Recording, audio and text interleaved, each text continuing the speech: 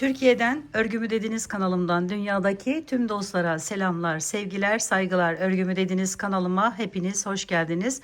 Bu videomda sizlere görmüş olduğunuz mozaik tekniği kullanarak yapmış olduğum bu güzel motif çalışmasının nasıl yapıldığını anlatmak ve paylaşmak istiyorum. Umarım sever ve beğenirsiniz arkadaşlarım. Beğeni ve yorumlarınızı videomun alt kısmında yapabilir. Ayrıca paylaşımda bulunarak daha çok kişilere ulaşımını sağlayabilirsiniz.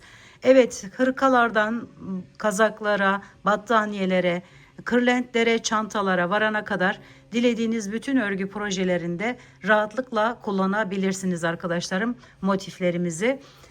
Şimdi tığım ipim koton ip arkadaşlarım. Şöyle yarnart cinsin ipleri. Tığım ise 2,75 oldu. Şimdi hemen başlayalım. Şöyle ortadan şöyle bir halka yapıyorum öncelikle. Sonra içerisine giriş yapıyorum ve şu şekilde çektim. Sonra arkadaşlarım bunu bir tane zincirle sabitliyorum öncelikle. Sonra hemen dibinden halkamın içerisine giriş yapıyorum. Bir tane sık iğne yapıyorum. Bir iki zincir çekiyorum. Her bir köşemiz için bir tane, yani 4 tane bu şekilde yer yapıyoruz. 1 2 1 2. Evet. Şimdi 4 tane bunu tamamladıktan sonra bakın sonuncu da şu şekilde iyice sıkılaştırıyorum ve bir tane zincir çekiyorum. Geliyorum şu ilk yapmış olduğum şuradan arkadaşlar, şöyle bakın sık iğnemin hemen üstünden giriş yapıyorum. Şunu da alıyorum şu şekilde ve buraya bir tane şöyle sık iğne yapıyorum. Şu şekilde 4 tane bakın köşemiz olmuş oldu. Şimdi diğer rengimize geçiyoruz, ikinci sıramıza. Şöyle aldım ipi, tutuyorum. Bu ipimiz burada kalacak. Her sırada bir rengimizi tamamlayacağız. Şöyle tuttum. Biraz bırakıyorum ki alttan götürmek amaçlı. Şöyle arkadaşlarım bakın. Yaptığımız şu boşluktan hemen giriş yapıyoruz şöyle tersinden. Ve buraya bir tane şu şekilde sık iğnemizi yaptık. Birinciyi yapmış olduk. İkinciyi geliyoruz. Mozaik tekniğinin en önemli kısmı. İkinci de bakın şu sık iğnemizin üstünden arka tarafından giriş yapıyoruz. Aynı zamanda bu iplerimizi de şöyle alıyoruz ki saklamamız kolay olsun şu şekilde. Şimdi biraz koyu olduğu için şöyle daha net anlaşılsın. Bakın sık iğnemizin hemen üzerinden giriş yaptık ve oraya bir tane sık iğne yaptık. Sonra köşemize geliyoruz. Bakın şurası. Köşeden giriş yaptık. Bir tane sık iğne, bir iki zincir, tekrar aynı yere bir sık iğne daha yapıyoruz. Sonra hemen yanındaki sık iğnemiz, bakın şu anlatmak istediğim şu V olan kısmın arka kısmından şu şekilde giriş yapıyoruz. Fazla iplerimizi de alıyoruz. Şöyle ve sık iğne ile tamamladık. Sonra köşeye geldik. Köşeye yine bir tane önce sık iğne, bir iki zincir, tekrar bir sık iğne daha yapıyoruz. Sonra bunun üstüne yine şöyle arkadan giriş yapıp alıp hemen sık iğnemizi yaptık. Sonra da köşeye gelip bir tane sık iğne, iki zincir, tekrar bir sık iğne. Son yere geldim. Yine aynı şekilde sık iğnemi yaptım. Köşeye geçtim. Köşede de sık iğnemi yaptım. Bir zincir çektim. Bakın şurası. Az önceki renkte pek görünmüyordu ama buradan giriş yapıyoruz şöyle. Ve bunu da aldık. Şöyle alttan buraya sık iğne şeklinde yapalım. 2 zincir çekmiş gibi olsun diye arkadaşlar. Şimdi diğer rengime geçiyorum. Hemen onu alıyorum. Şöyle. Buranın arka kısmından giriş yapacağız.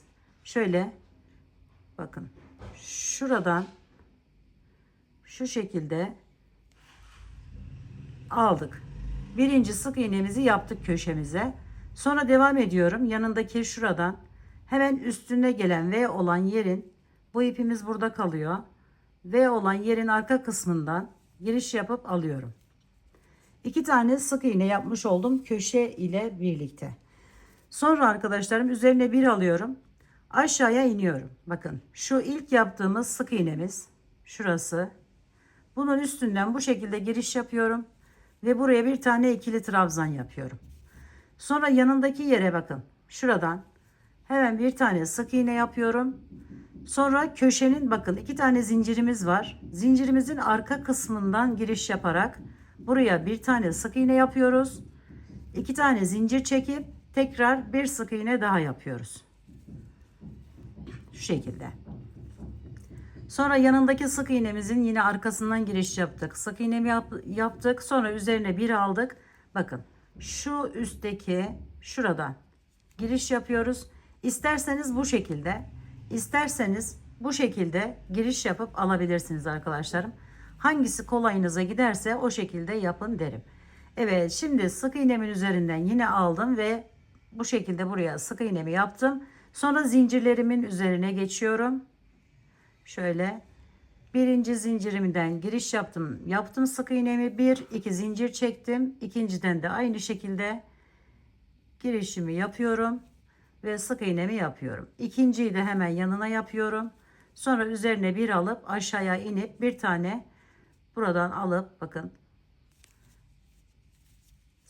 ikili trabzanımızı yaptık. Sonra buraya sık iğne, zincirimizin hemen arkasından giriş yapıp buraya sık iğnemizi yaptık. 2 zincirimizi çektik. Tekrar buraya diğerine geçiyoruz ve oraya da sık iğnemizi yapıyoruz arkadaşlarım. Şöyle şurası olacak. Sonra yandakine yine geçtik. Üzerine bir aldık ve ikili trabzanımızı alttaki yerin bıraktığımız yerine şöyle yapıyoruz. Devam ediyoruz şimdi. Buraya geldik. Bir de buraya sık iğnemizi yaptık. Bir tane zincirimizi çektik. Sonra şu üstünden bakın şöyle giriş yapıyoruz. Aynı zamanda bu ipimizi de aldık yukarıya. Buraya sık iğne yaptık. Diğer rengimize geçiyoruz. Şöyle diğer rengimle hemen içinden bakın. Köşenin şu şekilde dönüyorum. Normal bir tane sık iğnemi buraya yapıyorum önce. Sonra üzerine bir alıyorum. Bu arkasından aldığımız zincirin hemen içerisinden giriş yapıyoruz. Şu şekilde. Ve buraya bir tane ikili trabzan yapıyoruz. Araya arkadaşlarım şu araya 3 tane sık iğne yapıyoruz. 1 2 3. Bakın şu şekilde bir görünüm. Üzerine bir aldım. Sonra bakın şu zincirimdi benim. Zincirimin bir yarısına bu sık iğneleri yapmıştım. Şimdi diğer ön tarafa gelen kısmına bir tane ikili trabzan yapıyorum. Bu şekilde. Sonra normal ortadan giriş yapıyorum. Şöyle köşeden bir tane sık iğnemi yaptım. Bir iki zincir çektim. Tekrar bir sık iğne daha yapıyorum. Sonra üzerine bir alıp zincirimin üzerine bu taraf ön tarafta kalan kısmına şöyle alıyorum ve ikili trabzanımı yapıyorum. Araya 3 tane 1 2 3 tane sık iğnemi yaptım. Sonra yine devam ediyorum aynı şekilde. Bakın kenardaki yerden girişimizi yaptık, aldık ve ortaya giriş yapıyoruz. Köşemizi tamamlıyoruz. 1 2 zincir, tekrar sık iğne yapıyoruz. Sonra buradan giriş yapıp buraya bir tane ikili trabzan, 3 tane araya sık iğne yaparak devam ediyoruz.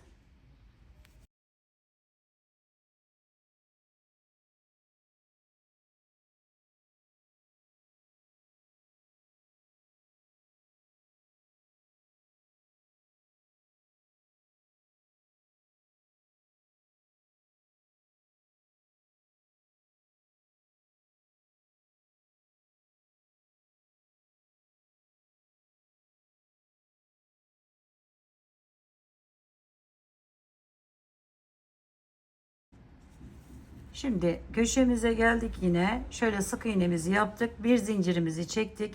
Şuradan giriş yapıyoruz. Alttaki ipi yukarı aldık. ve sık iğnemizi yaptık tekrar. Sonra üzeri diğer ipimi alıyorum şöyle ve buradan giriş yapıyorum. Bu şekilde sık iğne yapıyorum. Normal alıyorum bu defa. Az önceki gibi zincirlerin içerisinden değil, normal üstten alıp devam ediyoruz. Şimdi hemen yanına gelen yere bir tane buraya, bir tane yanına, iki tane böyle sık iğne ile devam ediyorum. Köşe ile birlikte 3 tane olmuş oluyor. Sonra bu arada 3 bıraktığımız yerimizin ilkinden giriş yapıyoruz bu şekilde. Bir tane ikili trabzan, bir tane sık iğne, sonra tekrar bir ikili trabzan daha yapıyoruz. Şimdi devam ediyoruz. Bir, hemen yanındaki ikili trabzanın üzerine sık iğne yaptık. Sonra buraya sık iğnemizi yapıyoruz. Ortaya geçiyoruz. Yani köşeye. Bir tane sık iğne, iki zincir, tekrar bir sık iğne daha. Devam ediyoruz iki tane daha yaparak. Şöyle bir tane ikili trabzan, bir tane sık iğne, sonra tekrar bir ikili trabzan daha yapıyoruz. Evet, iki tane sık iğne yapıyoruz kenardaki yere, sonra ortaya yani köşeye bir tane, bir iki zincir. Aynı şekilde bu kenarı da ve diğer kenarı da tamamlıyoruz.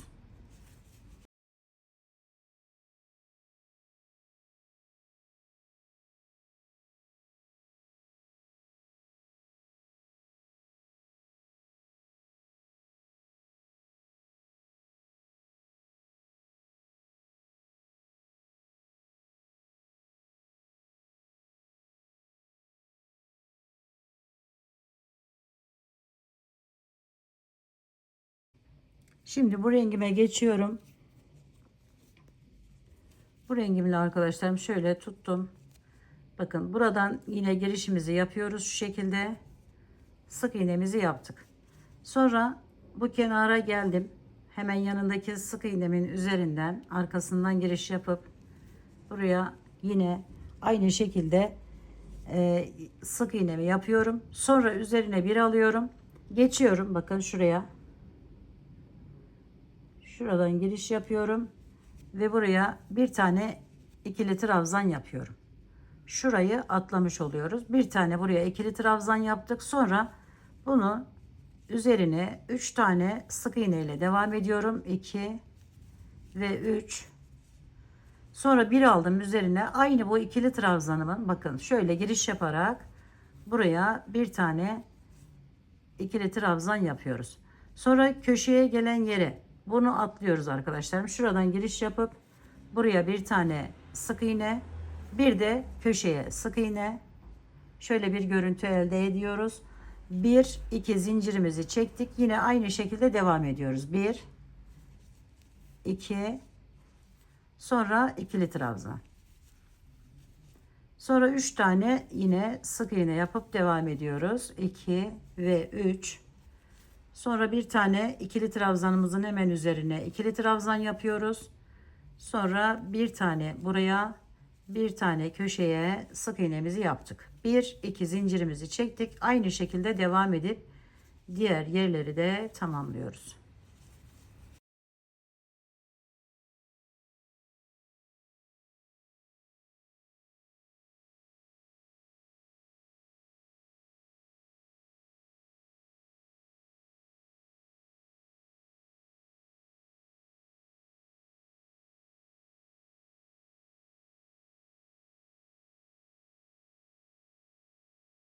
Evet, köşeye geldik. Yine bir zincirimizi çektik. Sonra ipimizi yukarıya aldık ve tamamlıyoruz sık iğnemizi. Diğer rengimize geçiyoruz. Onu şu şekilde bağladım. Hemen geri dönüyorum ve buraya sık iğnemi yapıyorum önce. Sonra devam ediyorum arkadaşlarım. Şöyle hemen yanındaki yere bir tane sık iğne. Sonra bir tane de buraya sık iğnemizi yapıyoruz. Diğerini, pardon, iki tane sık iğne yapmış olduk. Üzerine bir aldık. Buradan girişimizi yapıyoruz alttan. Şöyle çekip bir tane ikili trabzan yapıyoruz buraya. Sonra devam ediyoruz. Bu buranın üzerine hepsini sık iğne ile geçiyoruz. Bakın 1, 2, 3, 4, 5. Sonra bir tane ikili trabzan buraya, alttaki bıraktığımız yere, buraya bir tane sık iğne, bir de köşeye sık iğne yapıyoruz. Şu şekilde. Sonra 2 zincir çekiyoruz. Yine bir tane köşemize, bir tane hemen yanındaki sık iğnenin üzerine sık iğnemizi yaptık. Üçüncüyü de ikili trabzan olarak bakın şuradan giriş yaptım. Alıyorum bu şekilde ve şöyle bir görüntü elde ediyorum. Sonra devam ediyorum. 1, 2, 3, 4, 5. Tekrar bir aldım, üzerine aşağıya iniyorum ve sık iğnemin üzerinden alıyorum ipimi ve devam ediyorum. Buraya bir de köşeye 2. 1, 2 zincir. Yine aynı işlemi bu kenara da uyguluyoruz. 5 tane araya sık iğne ile devam ediyoruz.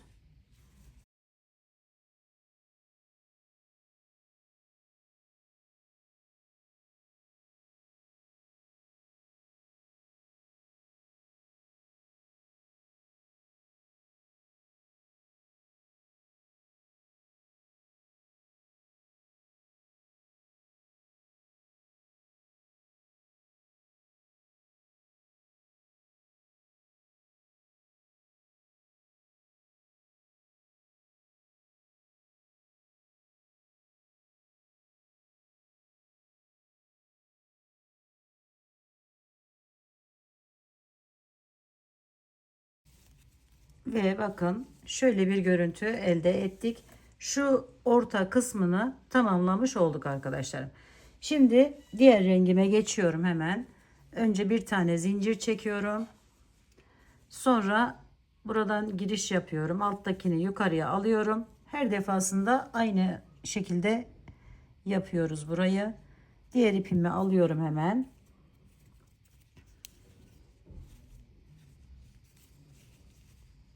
Şimdi bu ipimle yine önce köşedeki sık iğnemi yapıyorum. Sonra yanındaki yer arkadaşlar bakın şu iki sık iğnemin hemen arka kısmından giriş yapıp oraya bir tane sık iğne yapıyorum. Üzerine bir aldım. Şuradan alttaki köşe olan yerimden giriş yaptım şöyle ve buraya da yine bir tane ikili trabzan yapıyoruz. Sonra devam ediyoruz. Burayı sık iğne ile geçiyoruz. 1, 2, 3, 4, 5, 6, 7. 7'ye çıktı sayımız. Sonra üzerine bir aldım. Bakın hemen burada duruyor. Buradan giriş yapıyoruz şöyle ve ikili trabzanımızı yaptık. Sonra bir tane buraya sık iğne, bir de köşeye sık iğne yapıyoruz. 2 tane yapmış olduk. Şimdi 2 tane zincir çektik. Tekrar bir tane köşeye, bir tane hemen yanındaki sık iğnenin üzerine sık iğnemizi yapıyoruz. Sonra bir aldık. Buradan giriş yaptık.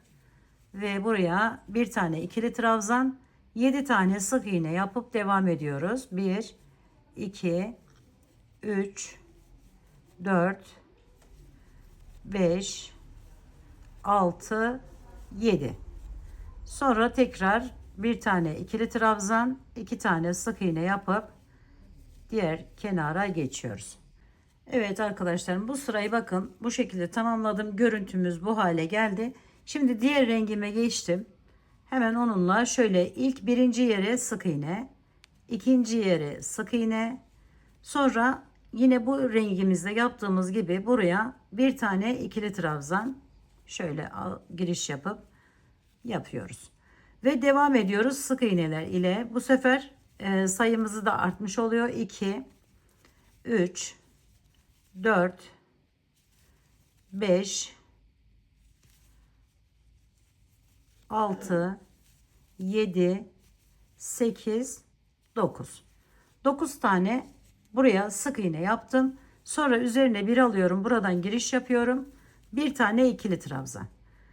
Bir tanesi buraya, bir tanesi köşeye, iki tane sık iğne. Evet arkadaşlar, bu sırada da yapmamız gereken işlem bu. İki tane zincir, bu kenarı da birlikte yapalım. Şöyle bir tane sık iğne buraya, köşeye, bir tanesi hemen yanına. Sonra buradan giriş yapıp bu şekilde buraya bir tane ikili trabzan. Sonra 9 tane sık iğne. 2, 3, 4, 5, 6, 7, 8, 9. Sonra tekrar bir tane ikili trabzan, bir tane sık iğne, normal alttaki sık iğnemizin üzerine, bir de köşeye, bu kenarı da tamamlıyoruz. Şimdi diğer iki kenarı da aynı şekilde tamamlayalım. Evet arkadaşlar, bakın burayı da bu şekilde tamamladım. Şimdi buradan şöyle ilkine bir tane sık iğne yapıyorum. Yani köşeme. Sonra üzerine bir alıyorum. Normalde buraya yapıyorduk ama buraya yapmayacağız bu defa. Şuradaki tek olan yerimden girişimi yapıyorum. Şöyle 1, 2. 2 tane ikili trabzan yapıyorum buraya. Bu şekilde arkadaşlar. Sonra bir tane sık iğne bunun üzerine, alttaki diğer rengimin üzerine. Sonra bu aynı rengin üzerine yine ikili trabzan yapıyorum. Şöyle. Bir tane sık iğne, bir tane ikili trabzan yapıp devam ediyorum. Şöyle. Bir ikili trabzan, bir sık iğne şeklinde yapıyoruz ve bakın şöyle geldim. Sonuncuyu da buraya bu şekilde yaptım. Şimdi şurayı başladık arkadaşlarım. Şurayı yapacağız. Bu şekilde diğer rengimizde de boşluklar oluşturduk. Şimdi buradan giriş yapıyorum yine. Üzerine sık iğnemi yaptım. Alttaki şu tek olan yerden giriş yapıyorum. Bir, aynı yere bir tane daha. İkili trabzan yapıyorum. Sonra direkt köşeye geçiyorum. Köşeye bir tane sık iğne yapıyorum. Bir, iki zincir çekiyorum. Devam ediyorum. Bir tane sık iğne buraya. Üzerine bir aldım. Bakın şu yaradan tek olan yerden girişimizi yapıyoruz. Bir tane daha, iki. İki tane buraya ikili trabzan yapıyoruz. Bunun üzerine herhangi bir işlem yapmıyoruz. Sonra buraya geçtik. Bir tane sık iğne. Sonra ikili trabzan yapıyoruz buraya. Bir tane sık iğne yapıyoruz. Hemen yanındaki yere. Sonra bir atlıyoruz. İkinciden giriş yapıyoruz bu şekilde. Ve buraya bir tane ikili trabzan. Yanına sık iğne. İkili trabzan, bir tane atladık aşağıdan. Sonra bir tane sık iğne. Bir tane ikili trabzan. Bir tane sık iğne. Bir tane hemen ikili trabzanımızın üzerine ikili trabzan yapıyoruz. Ve buraya geçiyoruz. Sık iğnemizi yaptık. Aynı yerin içerisine iki tane ikili trabzanımızı yapıyoruz. Ve köşeye geçtik. Evet arkadaşlar. Diğer iki kenarı da bu şekilde tamamlıyoruz.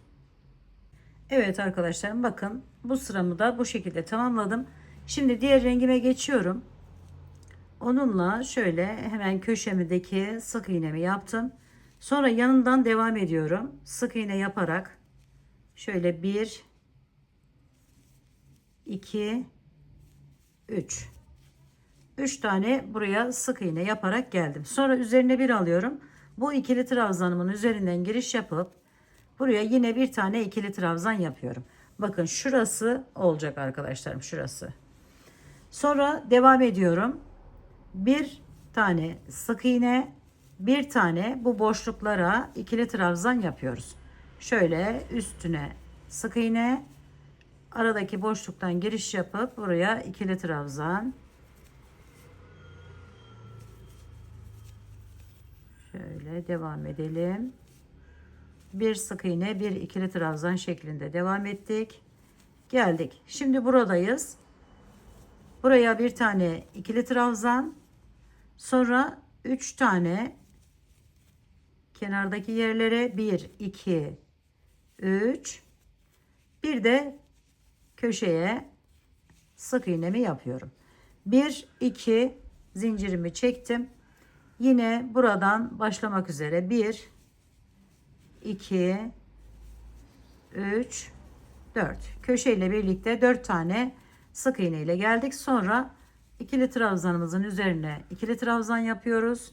Bir tane sık iğne, bir tane ikili trabzan yapıp devam ediyoruz.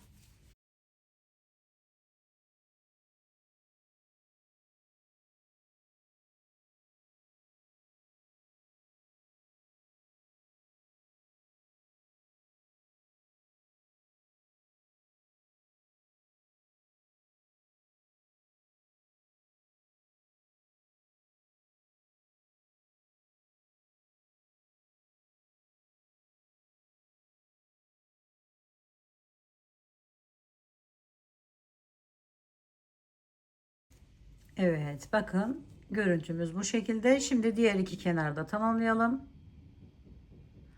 Evet arkadaşlarım, şimdi bakın şöyle tamamladım. Diğer rengime geçtim. İlk sık iğnemi yaptıktan sonra yanındaki yerden de başlamak üzere şöyle alalım. Sık iğne yaparak devam ediyoruz. 2 3 4. Şimdi bundan sonra bu ikili trabzanımızın üzerine de sık iğnemizi yaptık.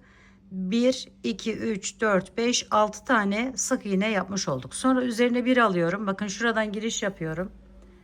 Buraya hemen bir tane ikili trabzan yaptım. Sonra buradan giriş yapıyorum. Bir sık iğne, bir ikili trabzan şeklinde devam ediyoruz.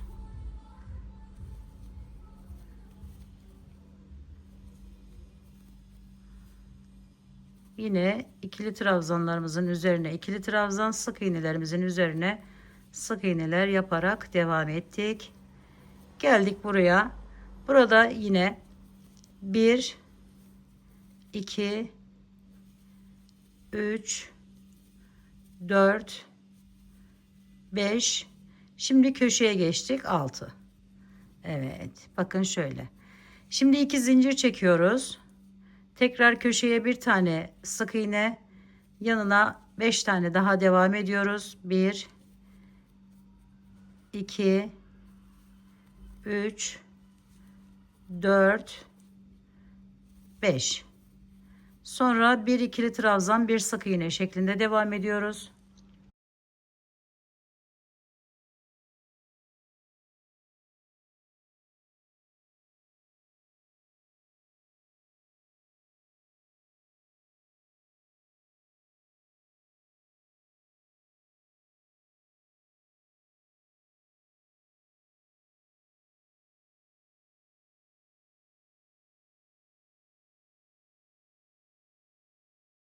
Sonra da köşeyle birlikte 6 tane sık iğne yapıp bu sırayı bu şekilde tamamlıyoruz arkadaşlar. Evet, böyle. Diğer iki kenarı da aynı şekilde devam edelim. Evet arkadaşlarım, bakın bu sıramızda bu şekilde tamamladık. Şimdi diğer rengimize geçiyoruz. Burada dikkat etmemiz gereken yer, bunu arkadaşlarım hemen arkadaki yerden şöyle zincirimizin üzerinden alarak devam edeceğiz. Bir tanesini, yani köşedeki yerimize, sonra yine zincirlerin arkasından devam edip sık iğnelerimizi yapıyoruz.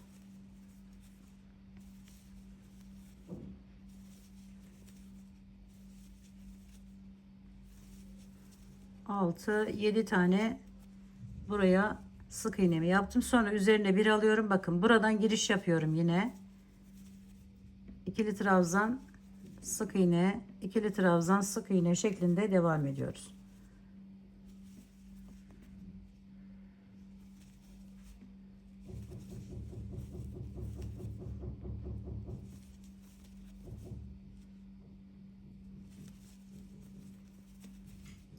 Sonra tekrar sık iğnelerle devam ediyoruz. 1 2 3 4 5 6 7 köşeyle 8 tane sık iğne.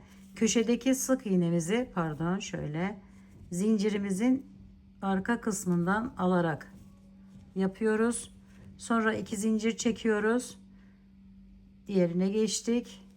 Hemen bakın onu da şu şekilde alıp şöyle tamamlıyoruz. 1 2 3 4 5 6 7 8. Sonra bir ikili trabzan, bir sık iğne şeklinde devam ediyoruz.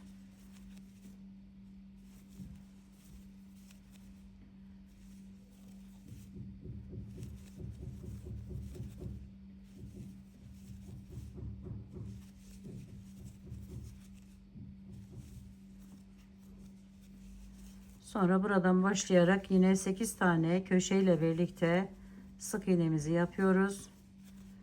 4 5 6 7 zincirimizin içerisinden şöyle girişimizi yapalım. 8, 1 2 zincir, aynı şekilde devam ediyoruz. Şöyle başlayıp, evet arkadaşlar, bakın bu sırayı da bu şekilde tamamlayalım. Evet, bakın burayı da bu şekilde tamamladım. Şimdi renk değişikliği yapıyorum.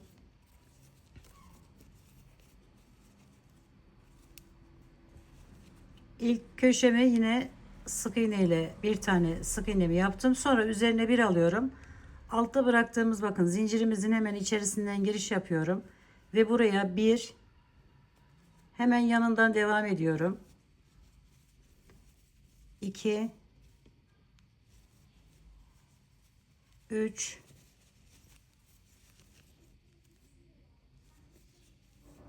4 5 6 tane bu şekilde ikili trabzan yaparak geldim. Bakın şöyle 1 2 3 4 5 6. Sonra bu 3 tanesinin üzerine sık iğne yapıyorum. 1 2 3. Sonra aradaki bu yerime, bakın, şöyle giriş yapıp yine ikili trabzan yapıyorum. Bir tane sık iğne. Bir ikili trabzan, bir sık iğne, bir ikili trabzan daha yapıyorum. Sonra 3 tane sık iğne yapıyorum. Birisi ikili trabzanımın üzerine bir, hemen yanında 2, şöyle 3 tane oldu. Şimdi üzerine bir aldım. Buradan arkadaşlarım bir tanesini atlıyorum. Buradan giriş yapıyorum. Yine 6 tane ikili trabzan yapıp devam ediyorum. 1, şöyle daha net gözüksün. 2 3 4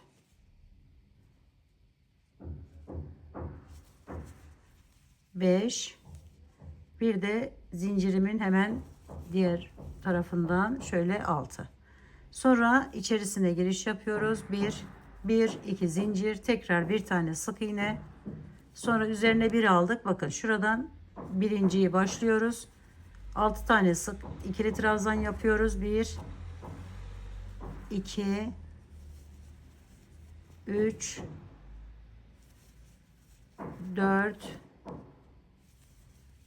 5 6. Evet, 3 tane sık iğne. 1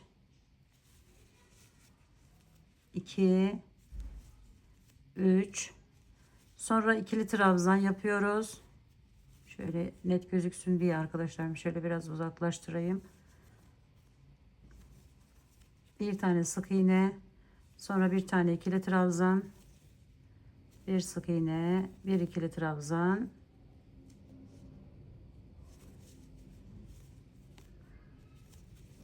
sonra 3 tane yine sık iğnemizi yapıyoruz. 1 2 3.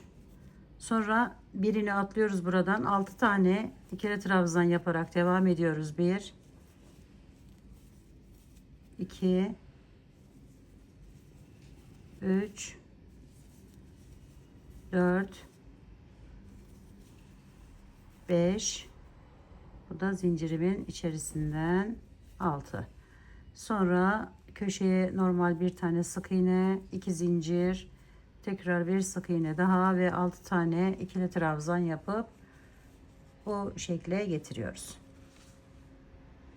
Evet, bakın şöyle bir görüntü elde ettik. Şimdi diğer rengimize geçiyoruz. Normal arkadaşlarım, şöyle ipi bağla değiştirdikten sonra içerisinden giriş yapıp normal sık iğnemi yaptım. Sonra yanından sık iğneler ile devam ediyorum.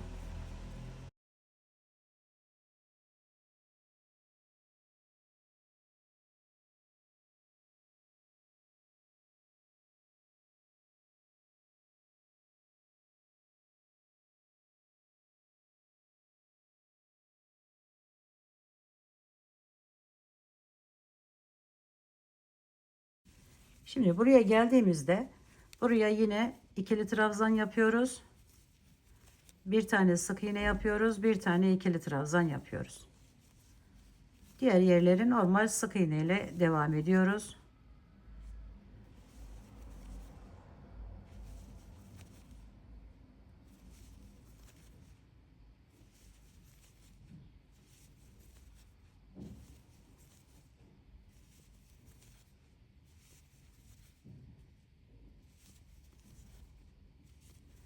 Köşede zincirin içerisinden değil, normal arasından şöyle giriş yapıp 2 zincir çekip tekrar bir tane daha sık iğne ve yine sık iğneler ile devam ediyoruz.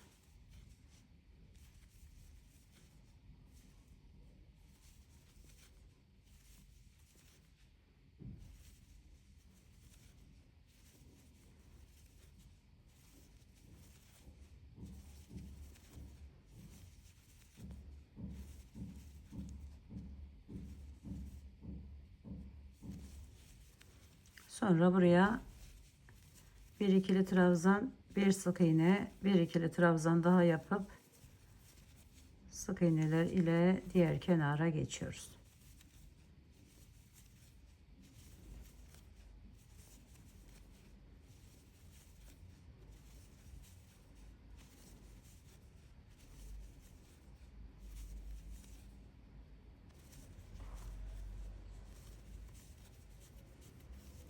Evet, görüntümüz bu şekilde olacak arkadaşlarım bu sırada. Evet, bu sıramızda tamamladım gördüğünüz gibi. Şimdi diğer rengime geçiyorum.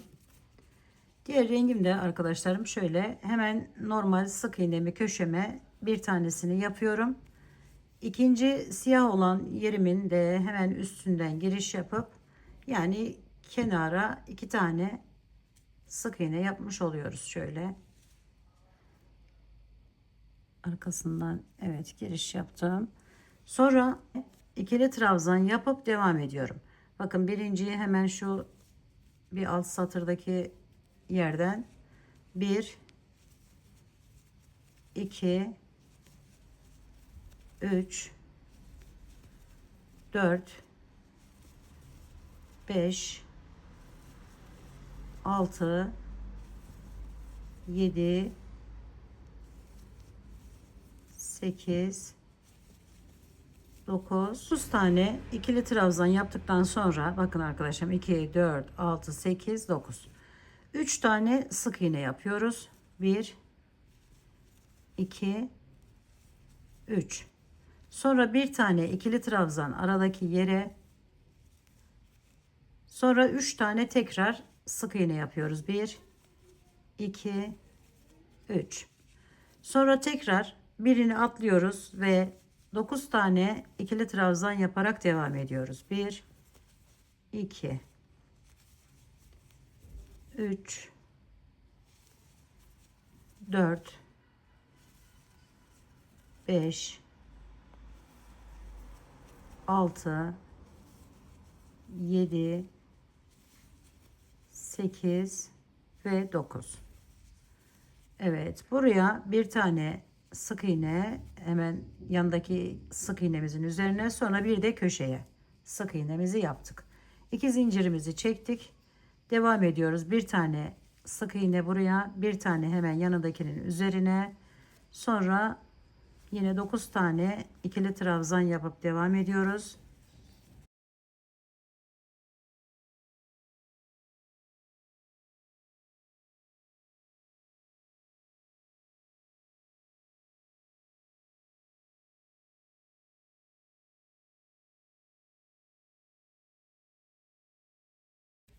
Sonra 3 tane sık iğne yapıyoruz. Şöyle 1, 2, 3. Ortaya bir tane ikili trabzan ve yine 3 tane sık iğne, 9 tane, bakın alttan birini atladım. 9 tane ikili trabzan yapıp devam ediyoruz.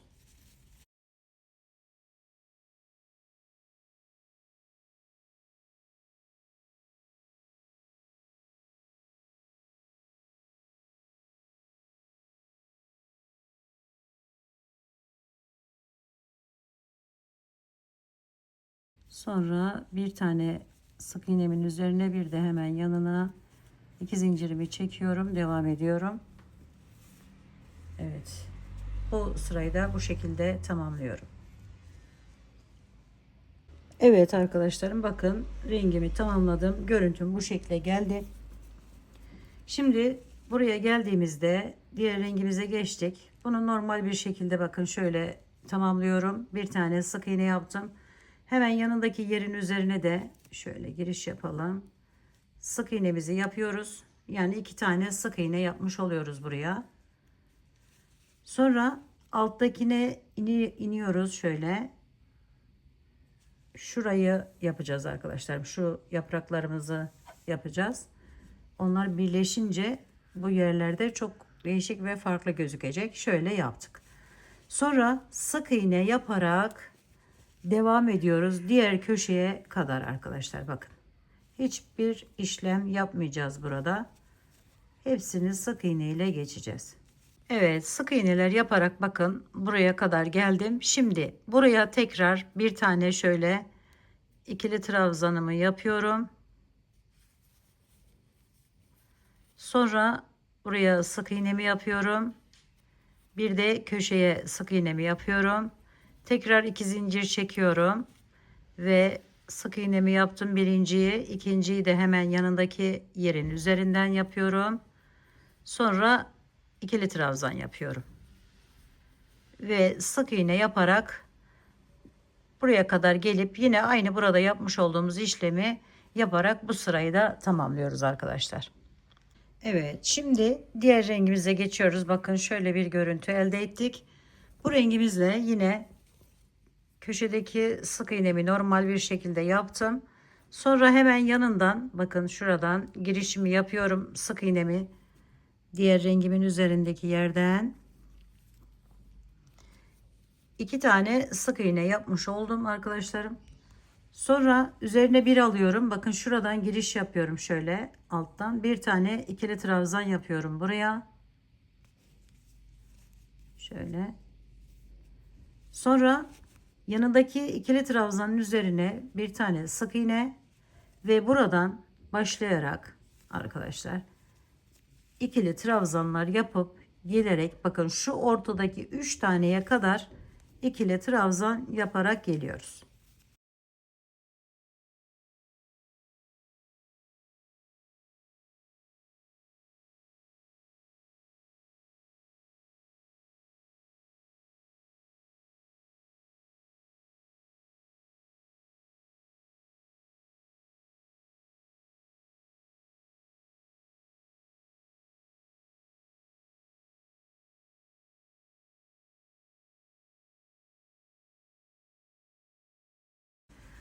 Ortadaki, bakın şurası sizin kılavuz çizginiz olsun. Buraya 3 tane sık iğne yapıp devam ediyorum. 2, 3. Sonra yine hemen bir tane bu tarafından şuradan başlayarak yine ikili trabzanlar yapıp devam ediyorum.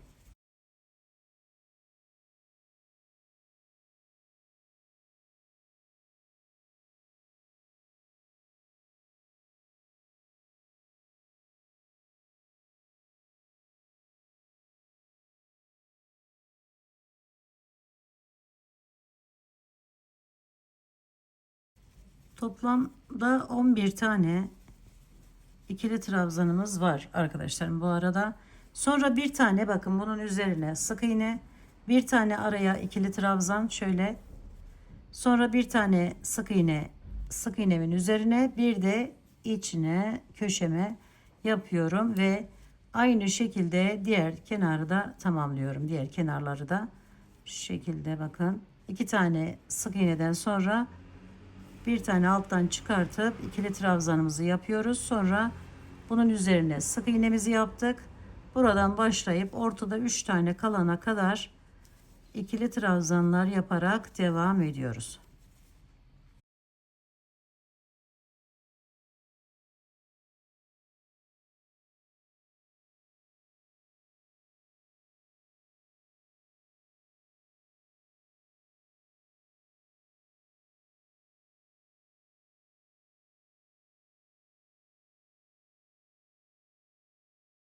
Bakın 3 tane kaldı.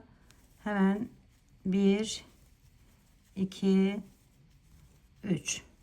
Sonra devam ediyorum yine ikili trabzanlar ile arkadaşlar. Şöyle bir görüntü elde edeceğiz.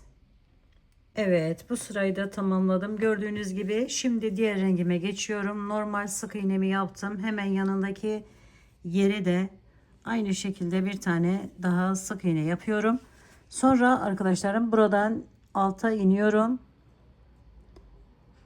ve şu şekilde alıp buraya birinci yaprağımızı bu şekilde yapıyoruz. Sonra devam ediyoruz.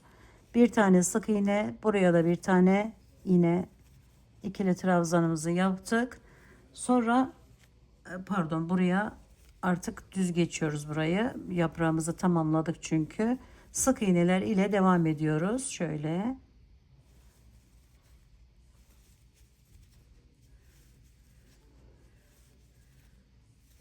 Bu ortadaki yere gelince bakın.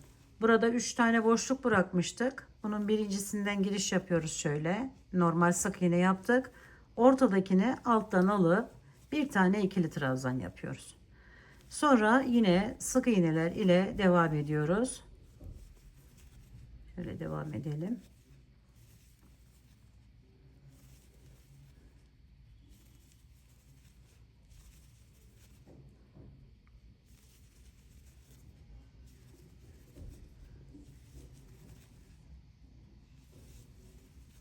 Evet, bu yaprağı tamamladığımız için şöyle yine onun üzerinden geçiyorum ve buraya bir tane şöyle ikili trabzan yapıyorum.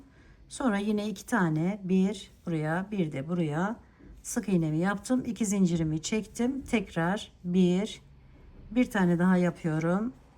2, sonra alta inip ikili trabzan yapıyorum ve devam ediyorum. Ortaya gelene kadar sık iğneler yapıyorum.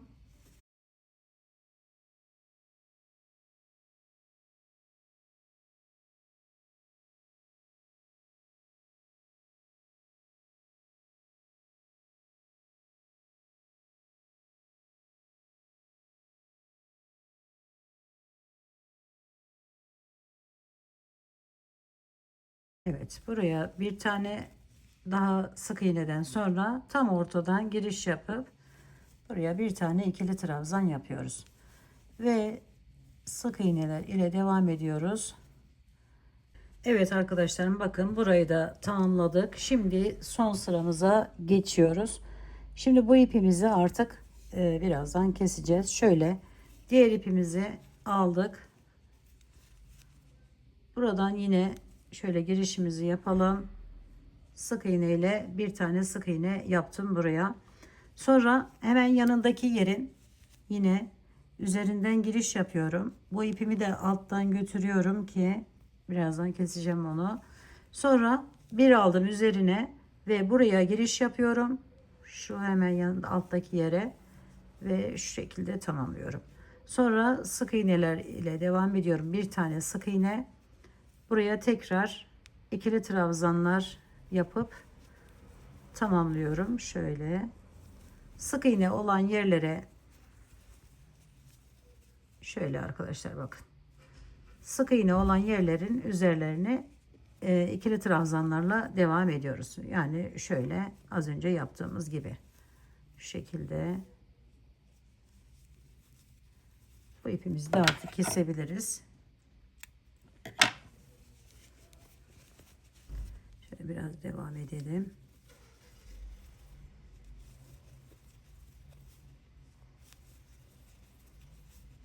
Bu da bizim son sıramız. Ekleme sırası olarak da bu sırayı kullanabilirsiniz arkadaşlarım. Bir yandan aşağıdaki yani modeli zaten tamamladık.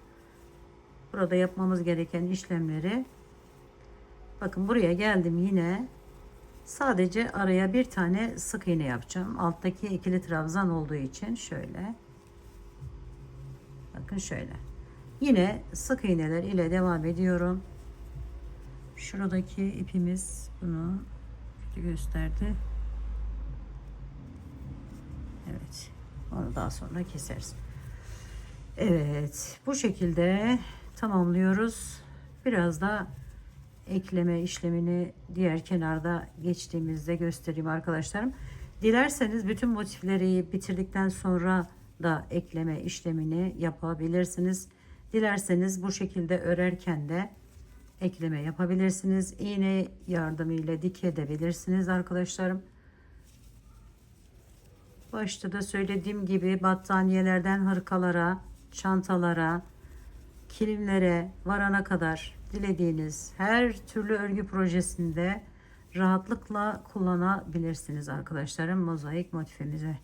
Evet, şöyle aldım. Bunun üzerinden sık iğnemi yaptım. Buraya geliyorum. İkili trabzanımı yapıyorum. Bunun üstünden aldım ve köşeye geldim. Şimdi örerken ekleme yapacaksanız arkadaşlarım şöyle göstereyim. Bu köşeye geldiğimizde buraya bir tane iki tane zincir çekiyorduk. Normalde bir tane zincirimizi çekiyoruz. Ekleme yapacağımız köşeden bakın şöyle giriş yapıyoruz. Kaydırarak bağladık. Sonra bir tane zincir daha çektik. Aşağıya iniyoruz. Sık iğnemizi yapıyoruz. Bakın. Sonra isterseniz bakın çıkartarak tığınızdan çıkartıp şöyle şuradan giriş yapıp alıp bu şekilde yapabilirsiniz. Sonra sırada birinciyi yaptık. İkinci sık iğnemiz var. Çıkarttık. Hemen ikinci sık iğnemin diğer motifimin arasından girişimi yapıyorum ve eklememi yapıyorum. Sonra burada sırada ikili trabzanım var. Bakın şöyle girişimi yapıyorum. Buraya ikili trabzanımı yapıyorum. Karşılık gelen yerim bakın. İkili trabzan şurada. Hemen oradan ipimi tığımdan çıkarttım. Sonra buradan alıp kaydırarak şöyle geçiriyorum.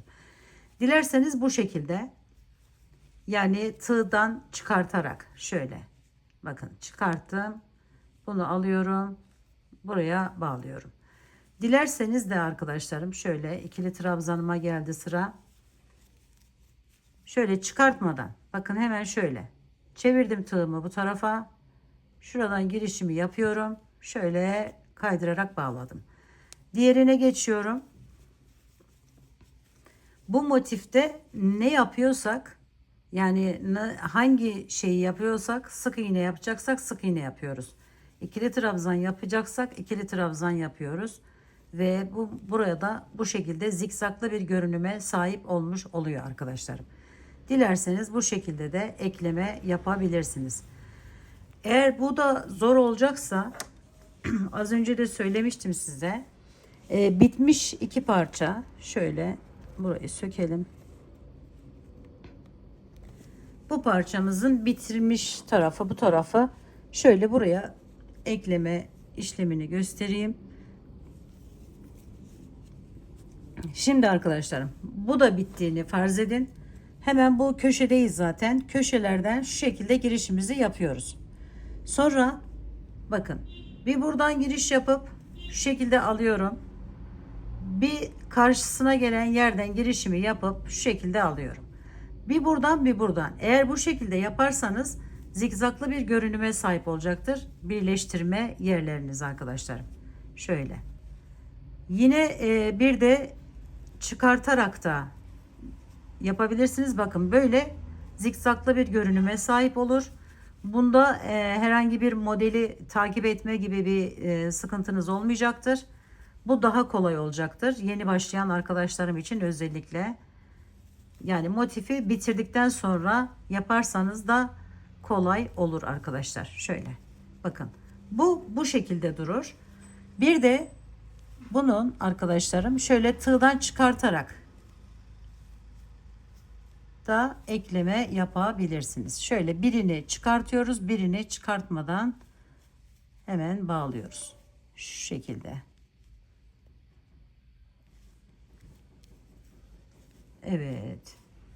Bu arada 4 tane birleştirme şeklini sizlere göstermiş oldum. Umarım anlaşılmıştır. Sevmiş ve beğenmişsinizdir. Yapacak olan arkadaşlarıma şimdiden kolaylıklar diliyorum.